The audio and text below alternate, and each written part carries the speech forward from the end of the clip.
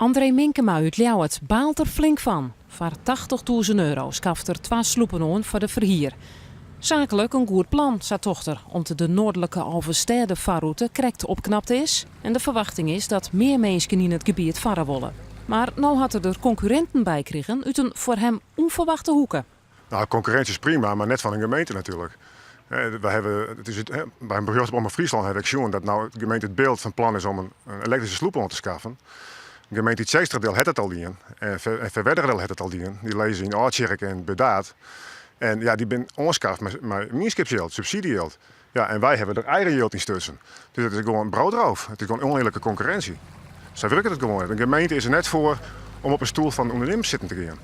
Minkema had al contact zocht met de 3 gemeenten om zijn onvrede uit te spreken. Nevens de gemeente Tietjerkstradeel valt het al wel wat ta.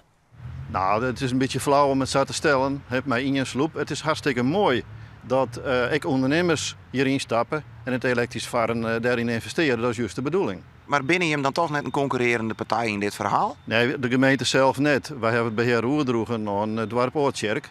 En die regelen dat verder.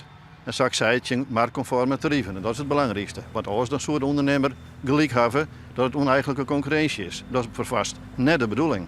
Ook de gemeente Het Beeld is nog dwaande met de plan om voor €24.000 een sloep aan te schaffen. Nevens de gemeente past het bij het beleid voor recreatie, toerisme en dwarsmans. Minkema overwaagt juridische stappen.